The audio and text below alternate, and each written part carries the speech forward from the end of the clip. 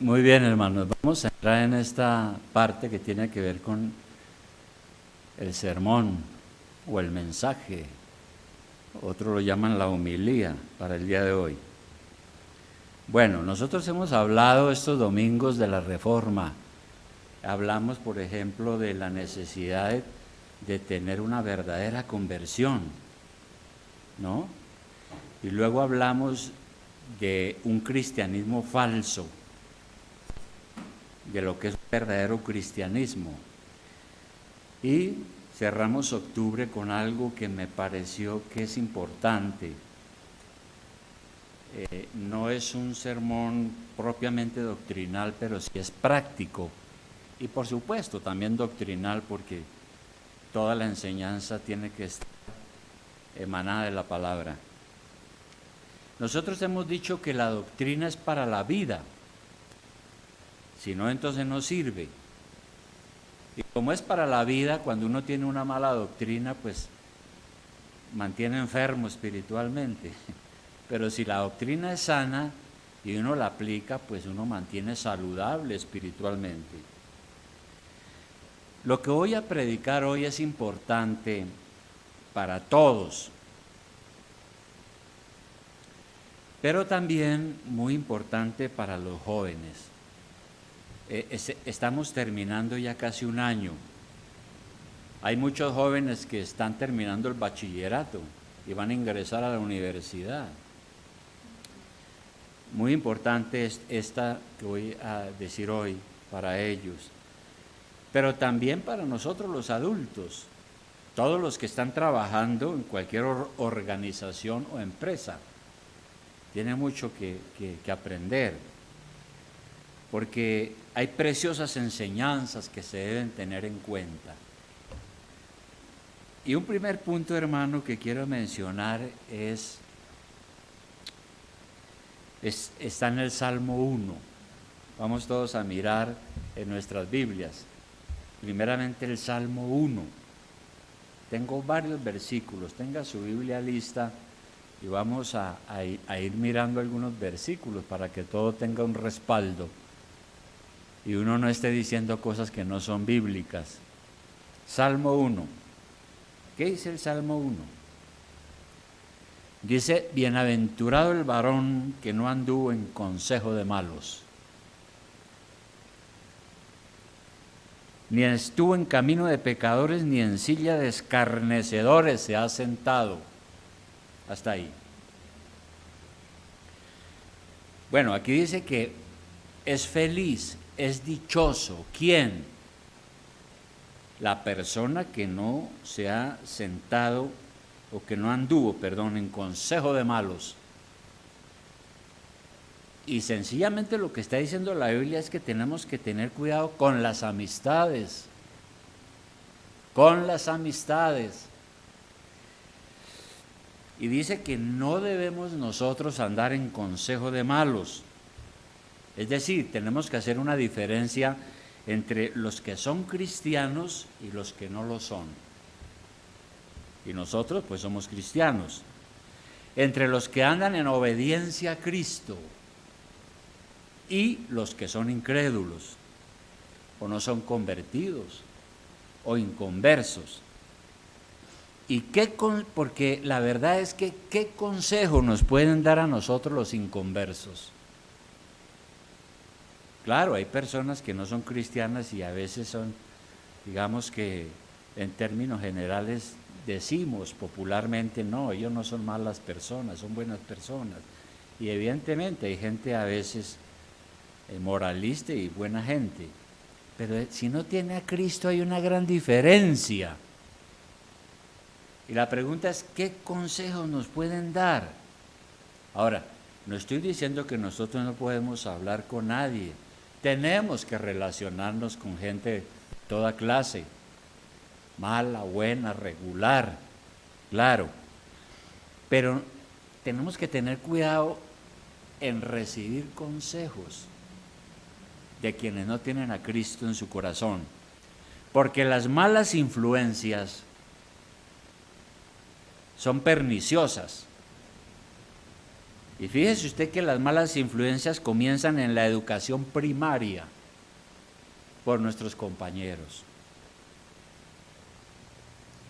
Y uno puede recordar cómo fue cómo fue la escuela, cómo fue los primeros años, las personas que conoció, de dónde venían, las ideas que traían, la manera de ser, las costumbres. Y en esa mezcla pues uno aprendió muchas cosas, buenas y malas. Pero la exhortación aquí es a que tengamos cuidado. Ahora, se nos exhorta también en 1 Corintios 15, 1 Corintios 15, 1 Corintios 15, en el capítulo 33. Es claro allí el versículo. El versículo es claro. En 1 Corintios 15, 33. Dice, no erréis. O sea, no erren, no se equivoquen. No cometan ese error. No erréis. Las malas conversaciones corrompen las buenas costumbres. Y lo dice Pablo. Porque la gente estaba con ideas raras acerca de la resurrección. Y estaban corrompiéndose con malas enseñanzas y cosas por el estilo. Pero también tiene una aplicación general. Cuando nos asociamos y nos deleitamos con malas compañías, vamos a resultar hablando cosas que no edifican, ¿no? Y por eso el segundo versículo, o el primero todavía, del Salmo 1, ¿qué nos sigue diciendo ese Salmo 1? Que ya leímos. Lo primero, bienaventurado el varón que no anduvo en consejo de malos, ni en silla de escarnecedores se ha sentado, dice allí. ¿Y qué nos enseña eso? Aquí está hablando es de el cuidado que debemos tener para no intimar con los impíos. Podemos hablar con ellos, hay que a veces que tener negocios con ellos, hay que hablar mucho con ellos, estamos en el mundo, pero otra cosa es intimar con ellos. Un impío es aquel que no tiene a Dios en su corazón. ¿Y qué es lo que sucede? Se sientan varios supuestos amigos a tomar cerveza o trago y a escarnecer al prójimo. Un escarnecedor es una persona burlona. Aquí dice que dichoso el que no se ha sentado en silla de escarnecedores. Por eso a mí me llama mucho la atención de cómo proliferan los bares y los lugares de encuentro en los alrededores de las universidades. En el centro he visto eso y lo he visto también allí en la 85, 84 con Avenida Caracas. Una cantidad de bares y lugares donde todos los jóvenes se dan cita allí. Muchos vecinos han dicho no, han puesto tutelas para que aparten de esa área, de esos lugares, de bares y cosas de esas. Allí en esos lugares se encuentra de todo: licores, marihuana, cocaína, etcétera. Hay un sitio aquí en Bogotá conocido como la Zona Rosa. Y claro, yo estaba allá en restaurantes, comía excelente. Y la idea es que la Zona Rosa pues la frecuenta ciertas personalidades de élite también, ¿no? Los que tienen plata van allá a tomarse sus tragos, de partir con los amigos. Claro. Los de plata, ¿no? Los de Ciudad Bolívar no creo que vengan mucho a la Zona Rosa. Pero eso de Zona Rosa es un eufemismo, porque la verdad es que es un área de venta de droga y de prostitución. Algunas personas han ido a celebrar allí y los han drogado y los han matado. a altas horas de la madrugada. En un caso muy sonado, precisamente un 31 de octubre, como el día de hoy, un grupo de universitarios fueron a celebrar allí y esa noche uno de ellos resultó muerto en hechos confusos. Pero aquí el Salmo dice, bendito, dichoso, el que no anduvo en consejo de malos, ni estuvo gozándose en silla de escarnecedores.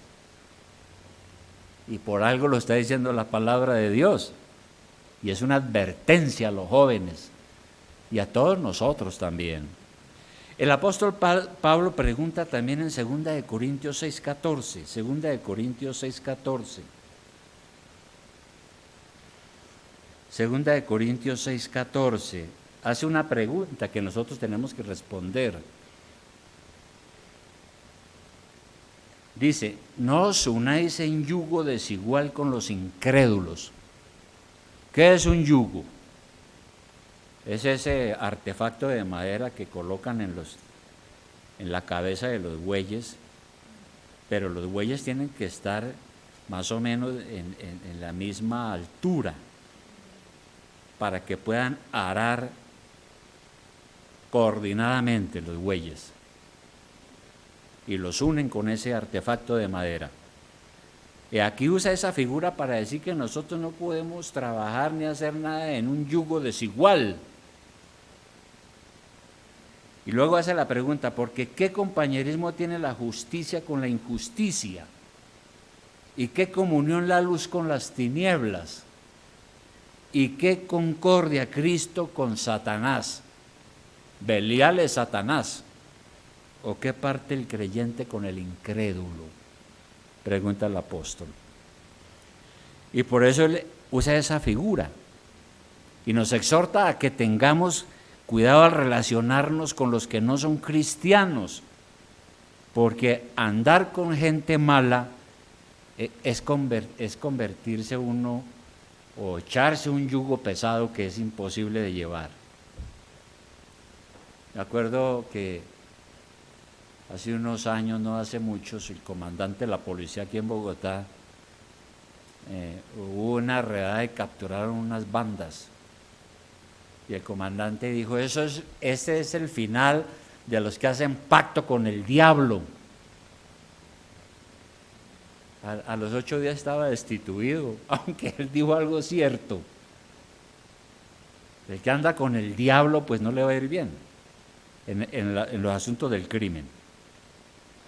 Entonces aquí está diciendo la palabra, cuidado con las amistades. No ande en consejo de malos, no intime con los impíos.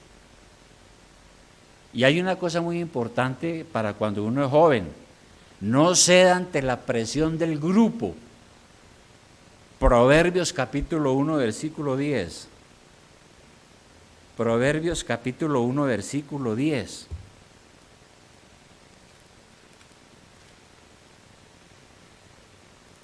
¿Qué dice Proverbios capítulo 1, versículo 10? Y aquí la narración está hecha como si fuesen consejos de un padre a sus hijos. Un padre sabio. Y recordemos que aquí también la sabiduría muchas veces hace referencia a Cristo, ¿no? Y son dichos sabios. Aquí en Proverbios 1:10 dice, hijo mío. Pero claro, es la palabra hablándonos. Si los pecadores te quisieran engañar, no consientas. ¿Y qué es no consientas? No, como dicen los jóvenes, algunos dicen, yo no sé si se usará el dicho, no coma cuento, cuidado. Bueno, si dijeren, ven con nosotros, pongamos acechanzas para derramar sangre, acechemos sin motivo al inocente, lo tragaremos vivos como el Seol. Y Seol aquí creo que es la muerte, la sepultura.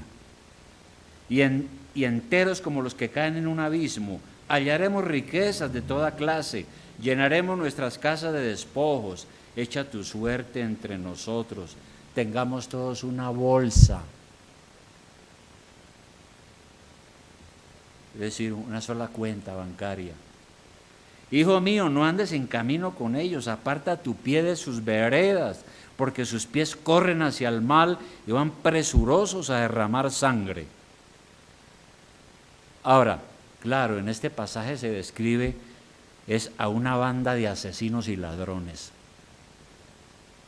Y muchas veces, jóvenes que son de buena familia, por una mala amistad terminan en el delito y en una vida fracasada. Por la presión de los amigos, un joven insensato puede caer en una conducta no solo pecaminosa, sino delictuosa. En el Código Penal, esto se llama asociación para delinquir. Y en el Código Divino se llama asociación para pecar. Nos está diciendo la palabra. Bueno, ¿y qué pasa cuando el joven está creciendo?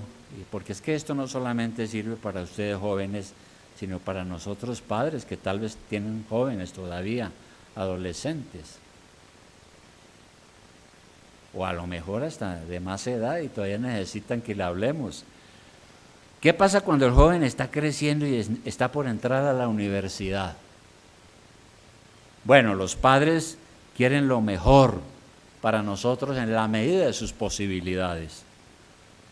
Y generalmente nos animan a ir a la universidad y empezar por escoger nuestra vocación. Antiguamente a uno le decían que era lo que tenía que estudiar, hoy no. Le dicen al muchacho que mire a ver para qué se considera apto, ¿no? Y bien, el joven sabe que tiene que ganarse la vida y tiene que tener grandes aspiraciones. Y luego nos graduamos y salimos a buscar trabajo. Y con suerte nos ubicamos bien, porque algunos no, depende. Algunos se casan pronto. Y a trabajar duro. Pero, ¿qué dice la Biblia a quienes han llegado a ese momento de la vida?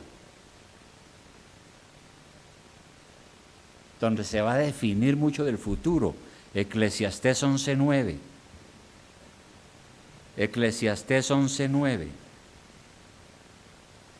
Eclesiastés 11:9. ¿Qué dice allí Eclesiastés?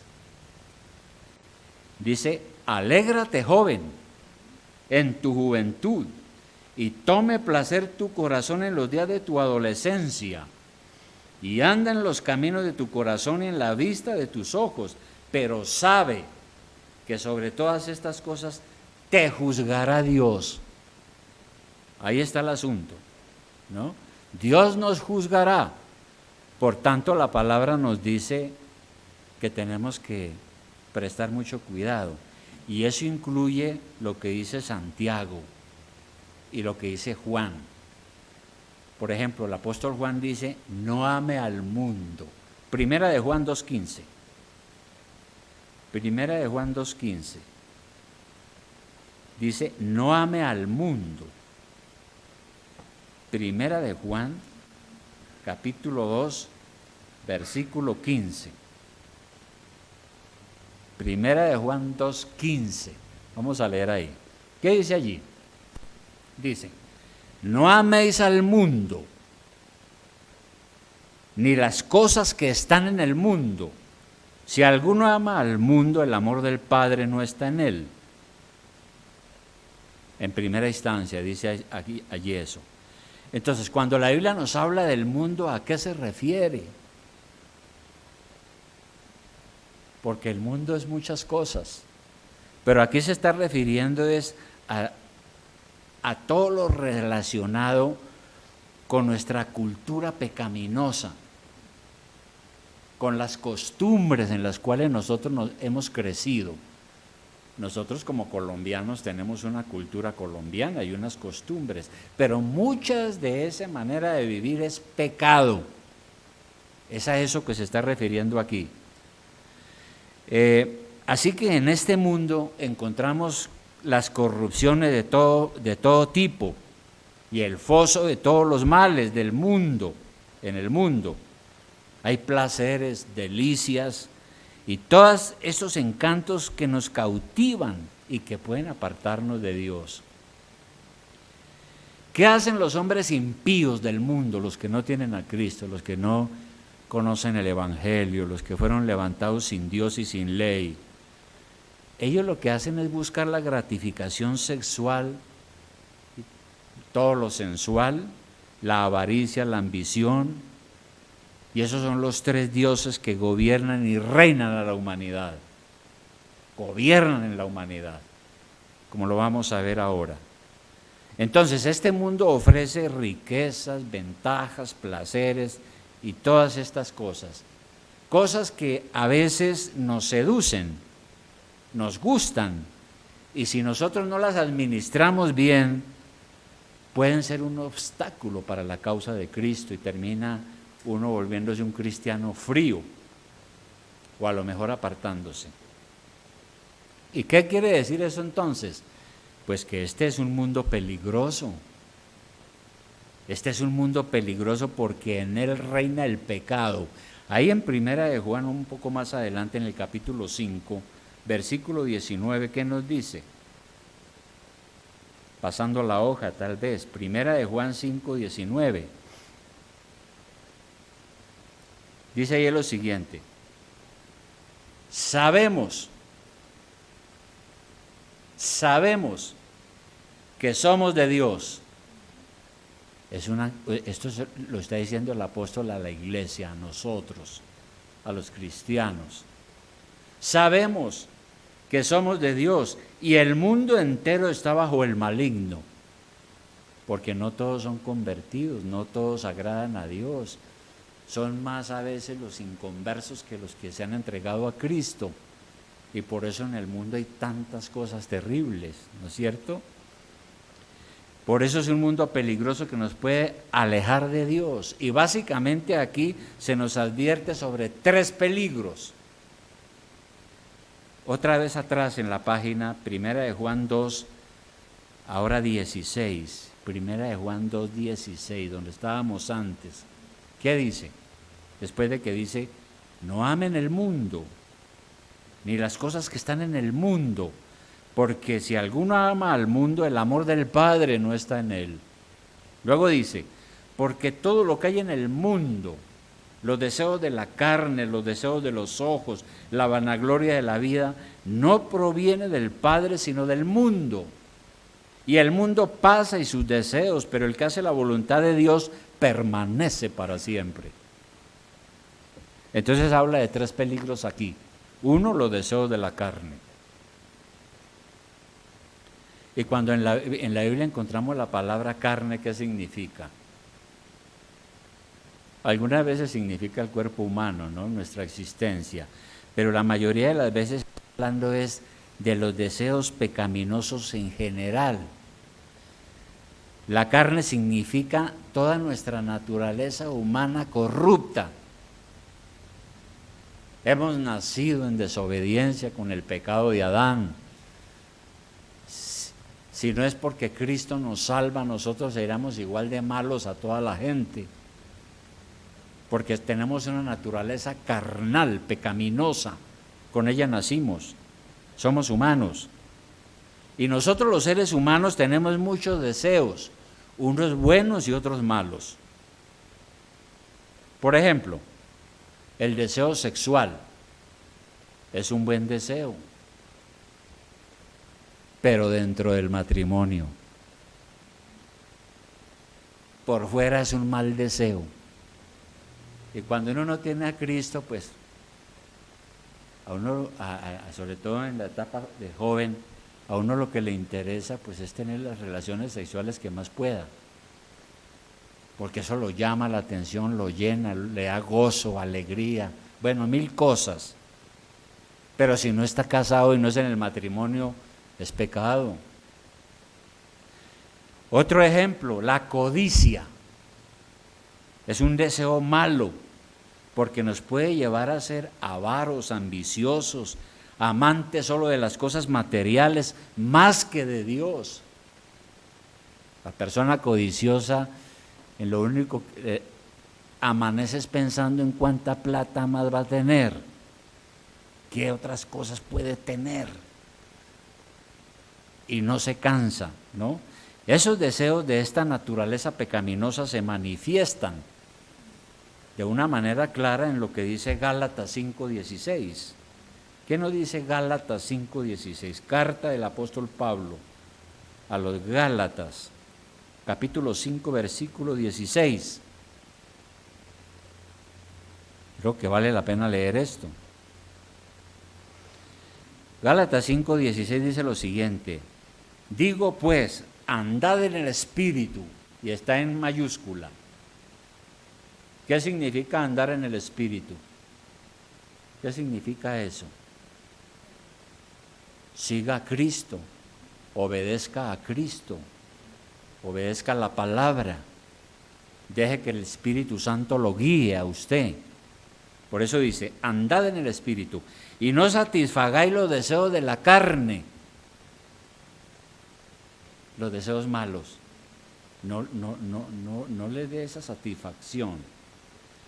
Dice, porque el deseo de la carne es contra el Espíritu y el del Espíritu es contra la carne. Y estos se oponen entre sí para que no hagáis lo que quisierais. Claro, el pecado y Dios no tienen nada que hacer, son enemigos. Y luego dice, pero si sois guiados por el Espíritu y no estáis bajo la ley no me castiga, no soy maldito porque estoy agradando a Dios y lo he recibido a Él como mi Salvador. He sido justificado. 19. Y manifiestas son las obras de la carne. Entonces aquí va a hablar cuáles son. ¿Cómo se comporta nuestra naturaleza carnal como humanos? ¿Cómo se comporta? ¿Qué es lo que le gusta? Dice, adulterio, la primera. Deseos sexuales fuera del matrimonio, al igual que la fornicación, inmundicia, lascivia, idolatría, hechicerías, enemistades, pleitos, celos, iras sin control, ¿no? Contiendas, disensiones, herejías, envidias, homicidios, borracheras, orgías y cosas semejantes a estas, acerca de las cuales os amonesto, como ya os lo he dicho antes, que los que practican tales cosas no heredarán el reino de Dios. Si uno muere en la carne, esclavo de esto, va al infierno. Eso es lo que nos está diciendo la palabra. Nos apartan de Dios estas cosas. Y aquí Santiago dice que esas cosas son los deseos de la carne. Pero luego dice allá en el versículo donde estábamos, de Primera de Juan 2, en Primera sigue hablando porque ahí es donde estamos, Primera de Juan 2:14. 16, Primera de Juan 2:14, 16 dice, porque todo lo que hay en el mundo, los deseos de la carne, luego dice, los deseos de los ojos, es el otro peligro, los deseos de los ojos. Yo estaba examinando a qué se referirá. Que se referirá a un postre delicioso que me tiente, resulta que tengo más peso del que debo de tener y me puedo enfermar del corazón. ¿Será eso?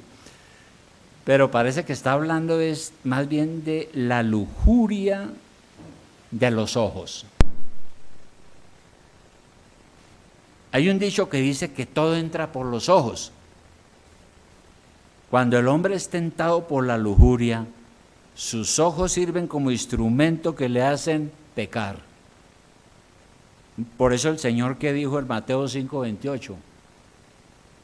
¿Qué dijo nuestro Señor en Mateo 5:28? Tenga en cuenta ahí Primera de Juan, porque ya regresamos, pero mientras tanto miremos Mateo 5:28.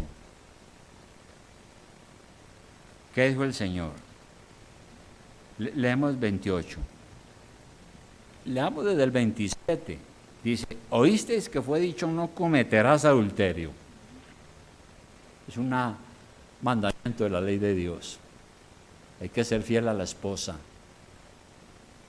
Luego el 28 dice, pero yo os digo que cualquiera que mira a una mujer para codiciarla, ya adulteró con ella en su corazón, a través de los ojos, ¿no?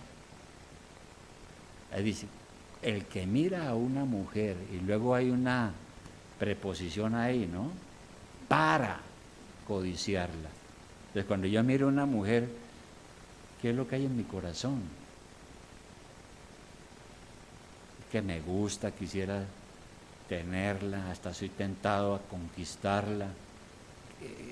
Tengo un deseo ahí porque es que me gusta su cuerpo, su pelo, todo, y estoy siendo tentado. Aquí dice que ese sentimiento ya es pecado, ya es adulterio, ya es una violación de la ley de Dios. Entonces, hay que tener siempre en cuenta la palabra de Dios en nuestra conducta. Por eso Proverbios 7, vamos a mirar Proverbios 7, que es lo que, y es un pasaje largo, pero yo quiero leerlo porque es tan importante, hermano. Proverbios 7, 25. Proverbios 7, 5. Y nuevamente aquí estos proverbios están escritos de tal manera que es como el padre enseñando a su hijo, pero también es Dios enseñándonos a nosotros, ¿verdad? Entonces, Proverbios 7:5, ¿qué dice? Antes de eso dice que uno tiene que tener presente los mandamientos de Dios en su corazón, tiene que amar esos mandamientos de Dios, porque son sabiduría para la vida. Y luego aquí en el 5 dice, para que te guarden de la mujer ajena y de la extraña que ablanda sus palabras. Y luego hay un ejemplo aquí, ¿de qué se trata? Dice, porque mirando yo por la ventana de mi casa, por mi celosía, o sea, por el vidrio, vi entre los simples. ¿Qué es un simple? Esos que poco piensan, ¿no? Van para todas partes, ¿no? Vi entre los simples, consideré entre los jóvenes a un joven falto de entendimiento.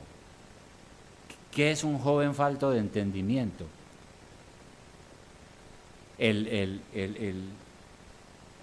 lenguaje original es muy fuerte, prácticamente está diciendo un joven tonto, por no decir medio idiota, ¿sí? A un joven falto de entendimiento, el cual pasaba por la calle junto a la esquina e iba camino a la casa de ella,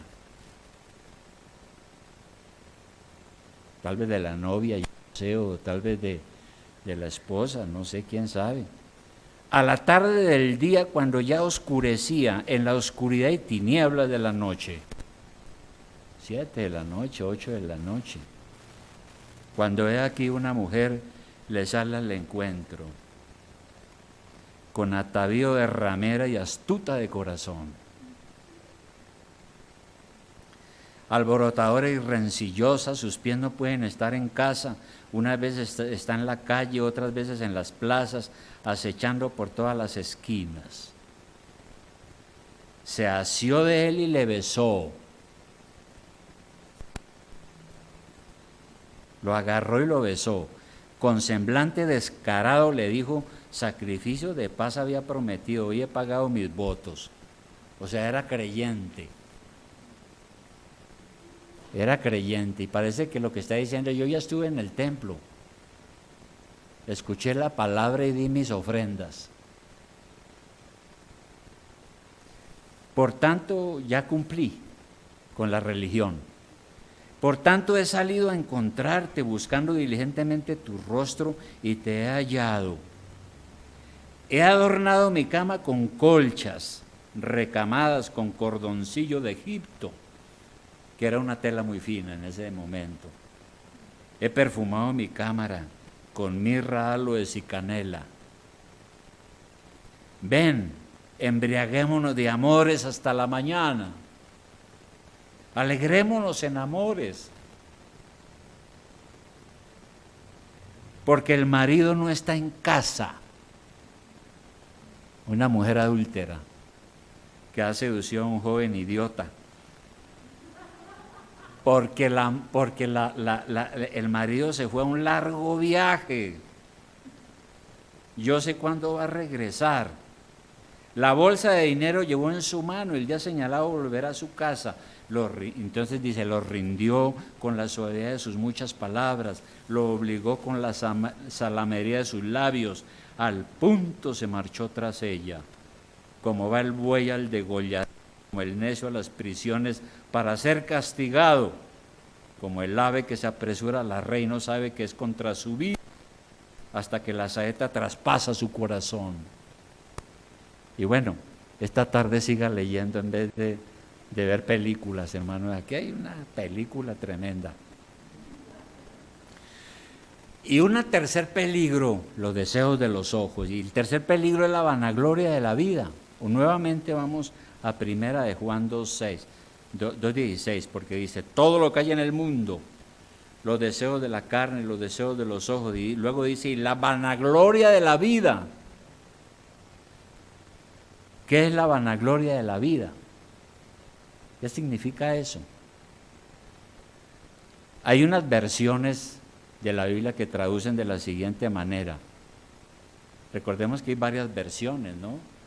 Y son traducciones de los originales y tratan de ajustar lo más que se pueda la traducción. Y muchas de esas versiones son válidas. Unos traducen la soberbia de la vida.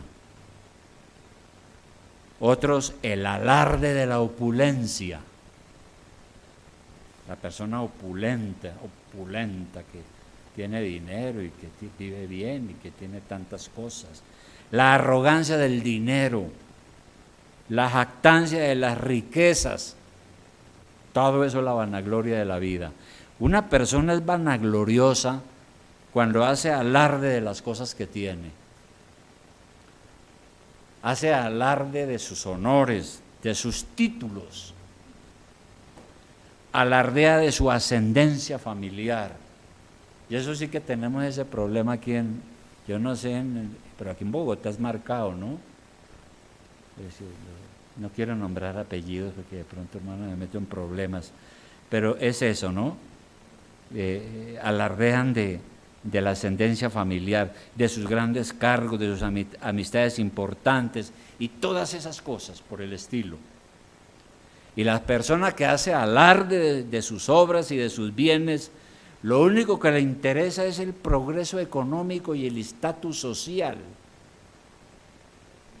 Tener plata y ser parte allá ser de miembro del Carmelo y del otro, yo no sé qué otros clubes hay aquí por allá en el centro. Es decir, allá, hermano, hay que quitarse uno los zapatos para entrar. Y es lo único que los hace felices, y cuando no logran estas cosas son infelices, amargados y terminan suicidándose. Pero ¿qué dice el Señor en Mateo 6:24? Mateo 6:24. Mateo 6:24, ¿qué dice el Señor sobre ese asunto? El Señor dice, ninguno,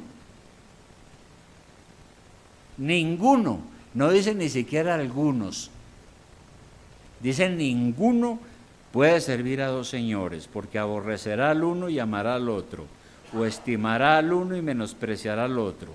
No podéis servir a Dios y a las riquezas.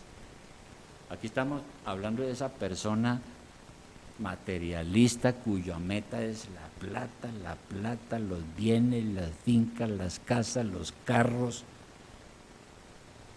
los clubes, las fiestas, toda esa cosa termina de fuera de Dios, lejos de Dios. Pero a algunos les llama mucho la atención eso, y eso es lo que buscan en la vida.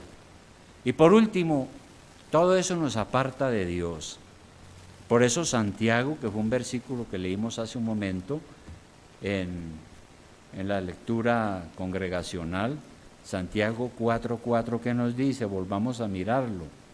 Santiago 4:4. Él es muy directo, porque en Santiago 4:4 él dice, oh almas adúlteras, y están en signo de admiración.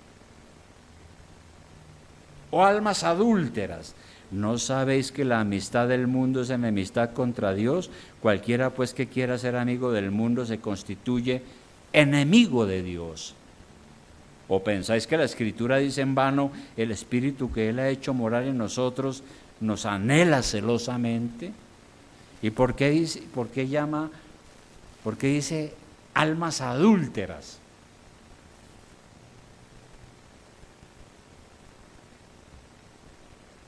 Porque nos aparta de Dios. Recordemos que en el Antiguo Testamento hay una figura muy interesante. Dios se revela a su pueblo como el esposo, Israel como la esposa, ¿verdad? Una relación matrimonial, íntima, pura, perfecta, que tiene que ser fiel. Y esa es la razón por la cual cuando el pueblo de Israel pecaba o traicionaban a Dios o eran infieles, Dios los llamaba adúlteros. Eran acusados de prostitución prácticamente. Y miremos dos solo versículos. Isaías 54:5. Isaías 54:5.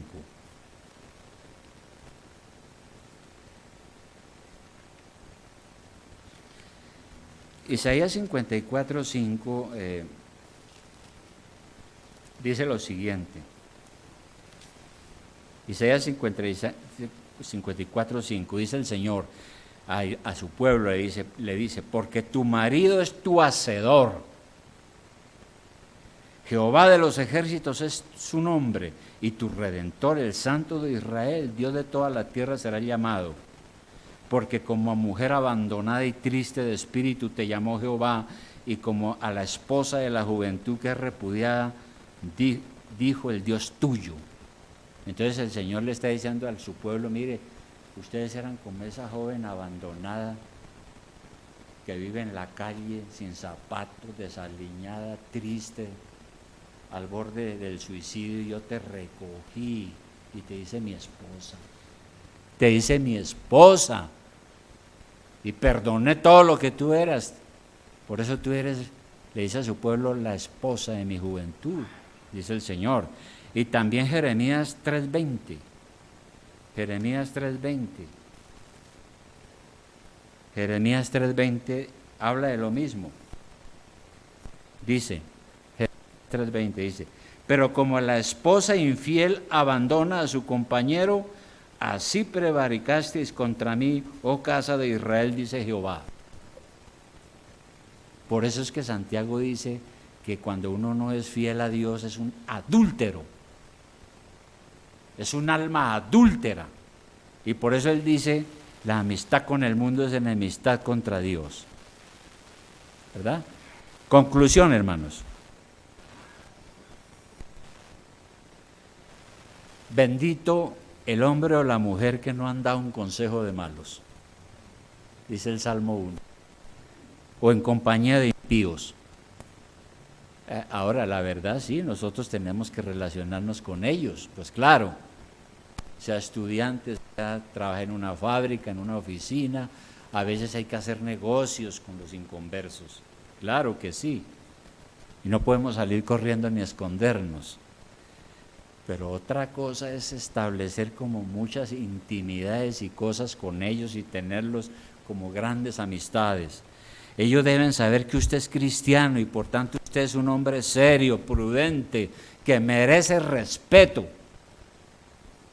Y cuando nos hagan invitaciones extrañas tenemos que decir no, no puedo, sin vergüenza. Tenemos tres enemigos mortales, dice la Biblia: el mundo, el diablo y la carne, nuestra naturaleza humana. Y el mundo tiene poco realmente que ofrecernos para nuestra vida espiritual. Eso sí, nos ofrece tentaciones para pecar. Ahora, como digo, tenemos que estar en el mundo, pero nosotros hacemos la diferencia. Y no importa que la gente se burle, pues que se burle. ¿Qué importa? Pero tenemos que hacer la diferencia. Antes de ir a la cruz, nuestro Señor oró por sus discípulos. Y en esa oración dijo algo extensivo a nosotros. Juan 17:14. Antes de ir a la cruz, el Señor hizo una oración y nos incluyó ahí. Juan 17, 14. El Señor nos incluyó a nosotros, los cristianos. Dijo lo siguiente. Juan 17, 14 dijo a su Padre, antes de que fuera arrestado en Getsemaní, dijo, yo les he dado tu palabra, dice Jesús en su oración, y el mundo los aborreció porque no son del mundo, como tampoco yo soy del mundo. No ruego que los quites del mundo, sino que los guardes del mal. No son del mundo, como tampoco yo soy del mundo. Santifícalos en tu verdad, tu palabra es verdad. Entonces el Señor no dijo que para que no pequemos y sintamos malos deseos, hagámoslo de la Iglesia Católica como hizo hace muchos años, ¿no? Los monasterios fueron esos lugares que se inventó la Iglesia Católica para los santos, donde para huir del mundo tenían que entrar allá y entrar en penitencia y pan y agua y aislarse de todos para poder ser santos. No, tenemos que ser santos en medio del mundo pecador, dice la palabra, ¿no? Estamos en el mundo, pero no somos del mundo. Hermano, mira, hay un dicho que dice, dime con quién andas y te diré quién eres. Es decir, cuando uno anda con gente rara, su propia familia empieza a mirarlo a uno raro también. Porque ¿qué nos pueden enseñar la gente mala? ¿Usted es selectivo con sus amistades? ¿Usted es selectivo? Antes de convertirme a Cristo, yo tuve unos amigos malos, re malos. Al otro día de convertirme al Señor, ya no eran mis amigos. Y pronto se dieron cuenta que yo tampoco. ¿Somos selectivos con las amistades? El autor a los Hebreos dice, las malas conversaciones corrompen las buenas costumbres. Debemos tener una conducta circunspecta. Es decir, ser prudentes ante las circunstancias que nos rodean, saber cómo comportarnos con moderación, con seriedad, con decoro, con palabras. No dejarnos amoldar a esa cultura mundana y pecaminosa en la que vivimos. No todo lo que el mundo ofrece es positivo, así que su responsabilidad y la mía es mirar bien, porque no todo conviene. Pablo dijo, hablando de la libertad cristiana, dijo, todo me es lícito, yo puedo hacer muchas cosas, pero no todas convienen. Todo me es lícito, pero no todo edifica. Entonces tengo que mirar qué es lo que me edifica, qué es lo que me sirve. Si es que quiero que me vaya bien, si usted quiere que le vaya mal, enredes en problemas y verá en lo que va a terminar todo. Bien, hermanos, que Dios tenga misericordia de nosotros, de ustedes jóvenes que están terminando y que van a la universidad y allí van a encontrar gente de toda clase. Probablemente encuentre algunos cristianos, pero mucha gente mala. ¿Por qué? Porque no tienen a Cristo. Cuidado. Y así en todas las cosas. De manera que el Señor nos ayude. Vamos a orar.